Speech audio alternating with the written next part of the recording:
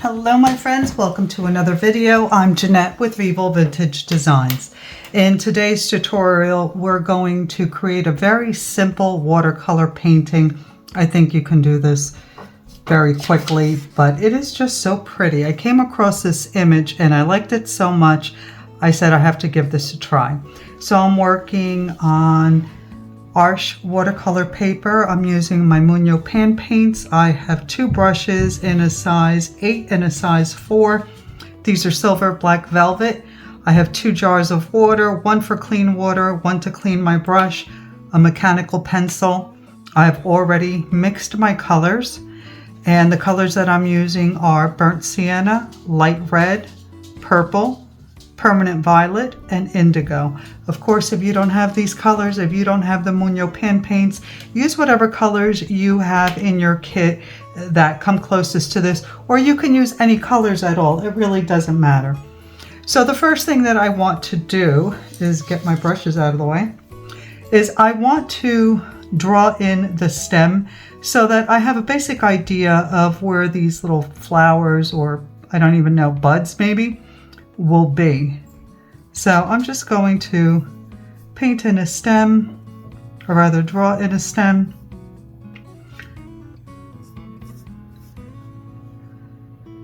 And you don't have to be good at drawing. You can just add them wherever you like.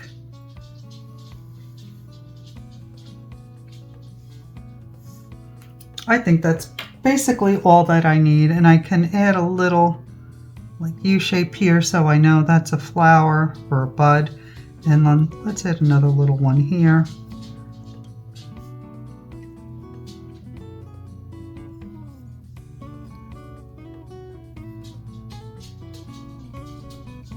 And there we go. So now we have a guide. The first thing I want to do is I think I'm going to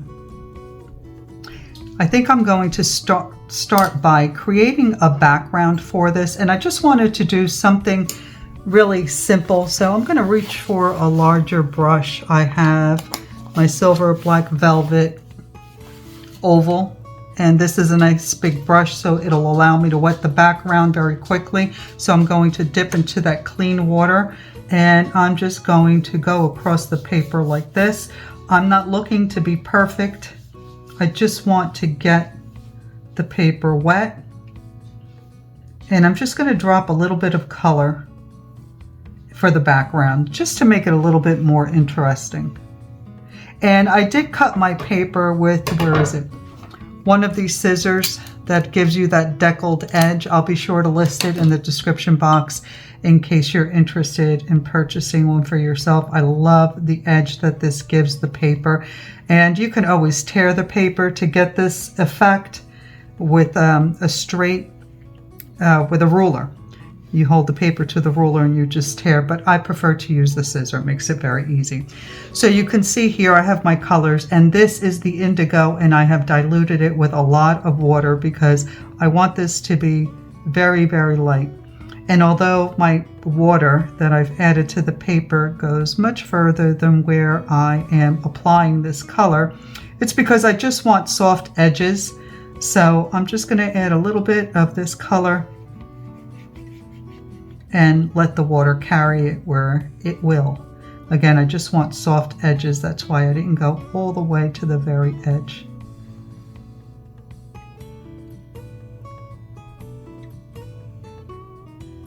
And if you find that you didn't go far enough with your water, you can simply wet your brush and just run it along the edge so that you'll get those soft edges. And I just wanted a little bit of color. So now we're going to let this dry, and then we'll come back and start painting. Okay, my background is dry, and you can see it is very, very light. It's barely noticeable, which is exactly what I wanted. So now I have a heavy consistency of indigo mixed here. So I'm going to pick up a little bit of that, move my brushes out of the way again, and I am going to start painting the stems. So I'm using my smallest brush, and I'm just going to run it down and create my stem. And again, we're not going for perfection here, so your stem doesn't have to be the same width throughout. We're just creating a fun little painting. And I think the more imperfections, the more interesting the painting. And I'm not even following my pencil line here.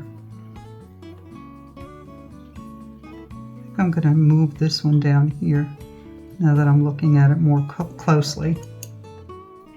And I kept my pencil lines very, very light intentionally. So now I'm going to create some leaves. So I'm picking up, actually I think I may switch to the larger brush, the size 8. And I'm going to pick up some of that indigo and I'm going to start creating some leaves. So I'm using the tip of the brush. Then I'm using some pressure, applying some pressure, and then lifting back up to the tip and attaching it. Then I'm going to go back and add a little bit more of that heavier consistency of indigo to the tip and the base of that leaf. And then we'll go over here and we'll add another one.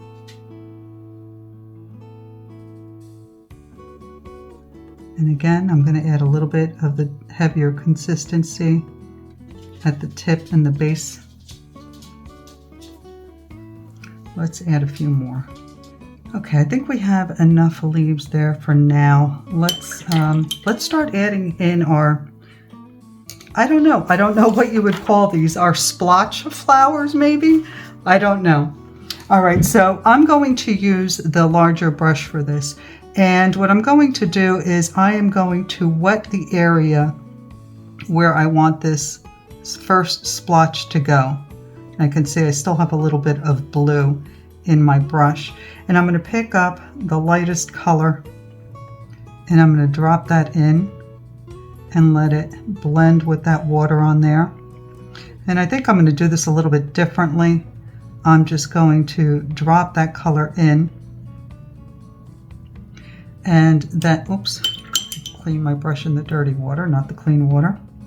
And then I'm going to pick up a little bit of that indigo and I'm going to drop it at the base there. And then I'm going to pick up the darker consistency, the light red rather, and I'm going to drop that in here.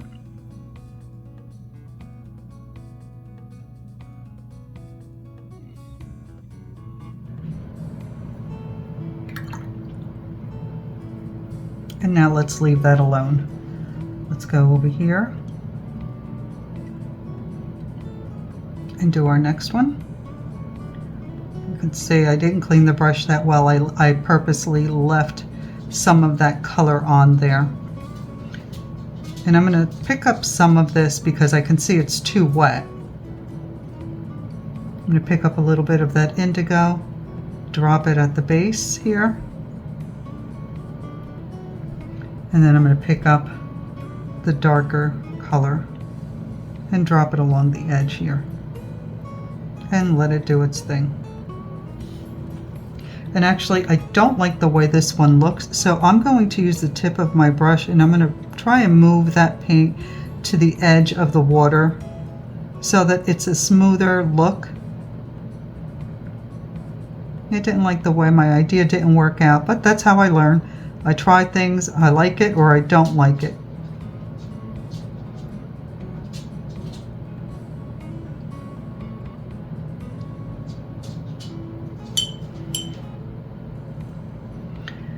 So I think I'm better off just cleaning the brush off and then adding the, I think I'm going to change it up a little bit. I'm going to do this one down here. Clean off the brush, pick up the indigo. I'm going to drop that at the base.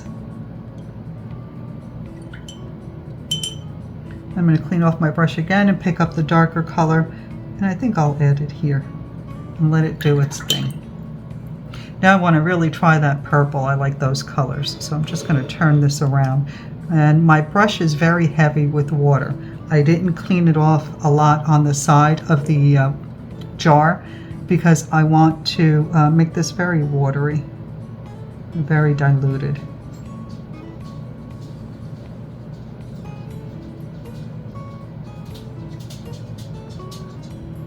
So I'm just going to use the tip of the brush to shape that a little bit. I'm going to pick up the indigo, drop it at the base. Then I'm going to clean my brush. I'm going to dry it off a little bit, and I'm going to pick up the heavier consistency, or rather the permanent violet, which is a darker purple. And I'm just going to drop that along the side here.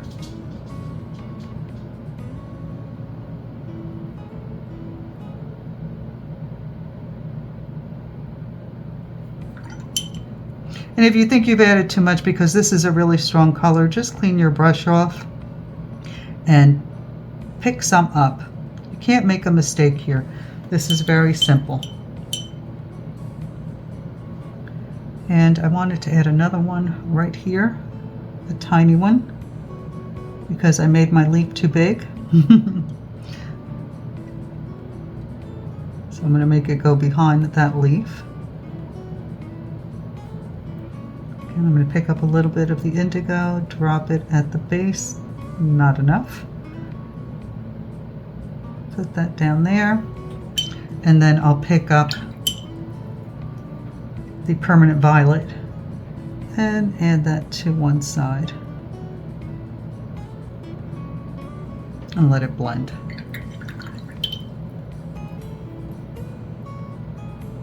And I think I have an area here where I can add another one.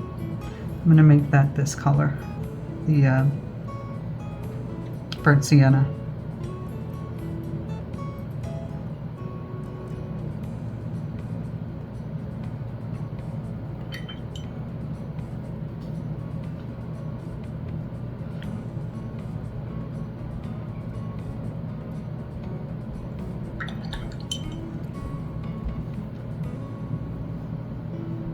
And then I'm going to clean the brush, but I'm going to dry it off. I don't want too much water on it. And I'm going to pick up the light red and drop that in. I feel like I need something over here. So I'm going to pick up the smaller brush, and I'm going to pick up the indigo. And I think I may add another little stem over here.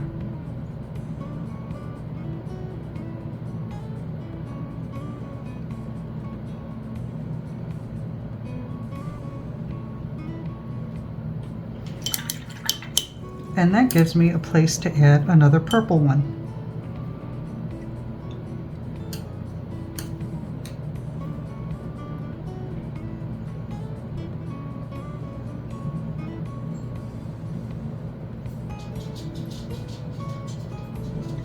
So if you think you have too much water on there, just use your clean damp brush to pick it up and then dab it on your paper towel. While it's still wet, I'm going to add the darker purple, and I'm going to add the indigo at the base.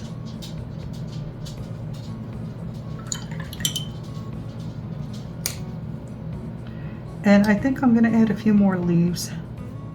Be a little daring. I'm going to add a little bit of the purple where I see the paint still wet, just to kind of bring those colors together. So I'm dropping a little bit of the purple.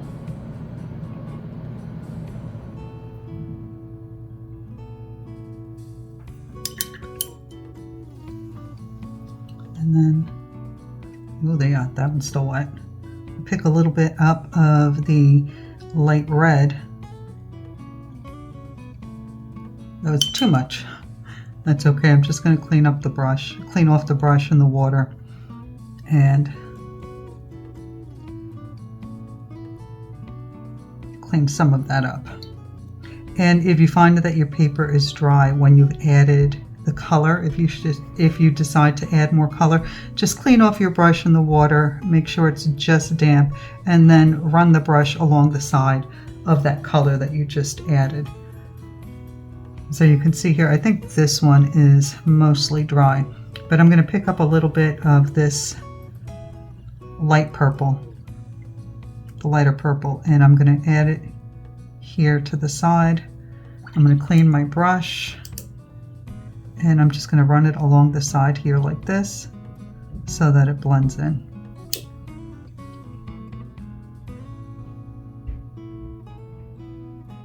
Like that. I think that one needs a little bit of purple too.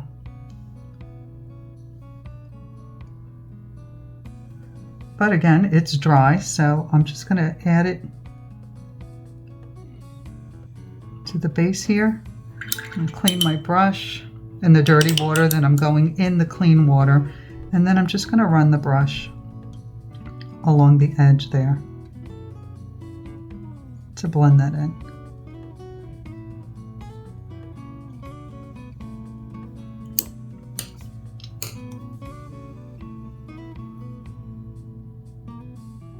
And I'll do that a couple of times just to make sure I get a nice soft edge. And I think that is really cute, very simple. It would make a really nice card, as many of my small paintings would. I think that next time what I would do is perhaps go a little bit darker on the background, or I can even splatter a little bit, I don't know. Sometimes I think splatter, and then once I splatter, I go, why did I do that? But let's see what happens. I'm going to do a little bit of splatter, I'm afraid, here.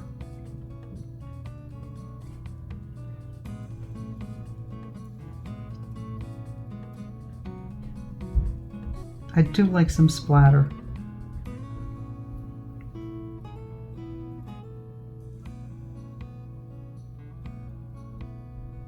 I'm trying not to get it on the petals or the blooms or whatever you want to call those. I just want to get it on the background to make it a little bit more interesting.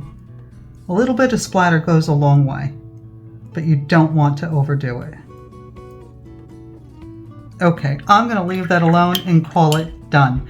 This is a quick, easy painting, takes no time at all, and when you're finished, you have a really cute painting. Thanks for watching. I hope that you enjoyed the video. Please don't forget to like, comment, and subscribe. Also check out our Facebook group, Vivo Vintage Design Tutorials, where you can post your versions of the paintings and techniques learned on this channel. And check out the description box for links to the products used. All right, everyone. Thanks so much for watching. I will see you in the next one. Bye.